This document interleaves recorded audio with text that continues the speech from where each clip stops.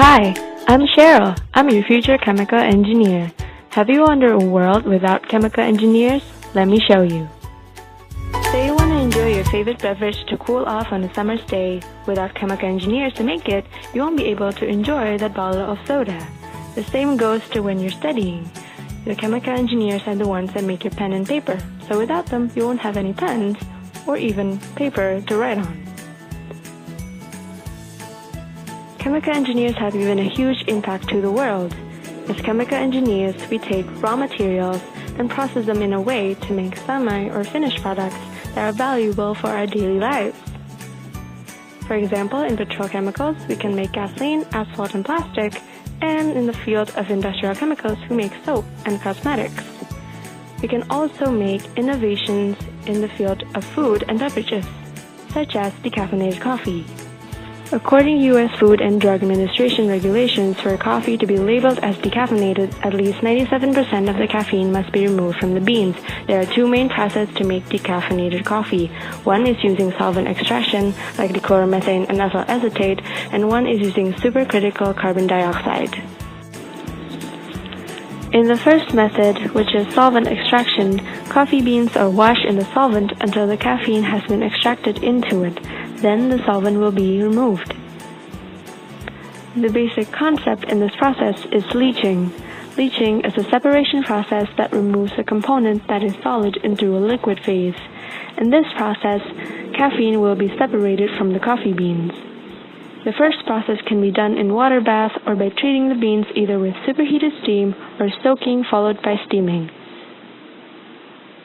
The moisture content of the coffee beans will then increase.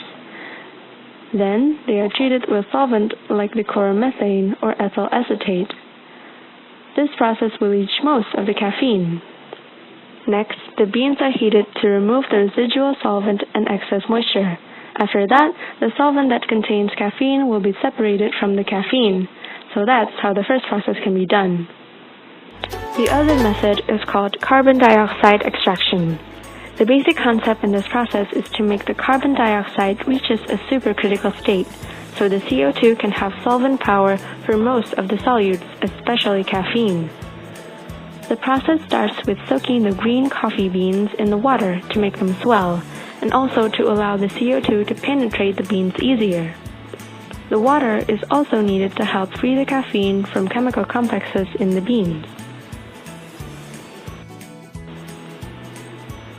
The CO2 method selectively removes caffeine and very little flavoring. This method also has little or no residue left in the beans, so this method is currently the most widely used for decaffeination. In a high-pressure extraction chamber, CO2 is circulated for up to 10 hours through pre-soaked beans. The CO2 acts as a solvent and to dissolve and draw the caffeine from the coffee beans, leaving only the large flavor molecules behind. Then, in the second vessel, water and caffeine-rich carbon dioxide are passed in opposite directions, and the caffeine will dissolve in water. The carbon dioxide from this process will be repressurized and then reused. Then, caffeine will be recovered from the water. Now, it's time for Chef Fact! Do you know the first commercial decaf coffee was sold in 1912, and now it accounts for about 12% of total worldwide consumption. Hold on, why would I drink decaf coffee when I can drink regular coffee? That's because there are some that are intolerant to caffeine. Plus, you can also get the same benefit as drinking regular coffee. And that is? Well, it can reduce the chances of developing type 2 diabetes, colorectal, and prostate cancer. It also protects your liver function and also the neurons of your brain. Better yet, drinking decaf coffee causes less heartburn than drinking regular coffee. Wow, thanks for the facts, Nikki. So that's the role of chemical engineers in our daily life. Chemical engineers allows commercialization of caffeine-free coffee, so coffee lovers who cannot withstand caffeine can still enjoy a cup of joe.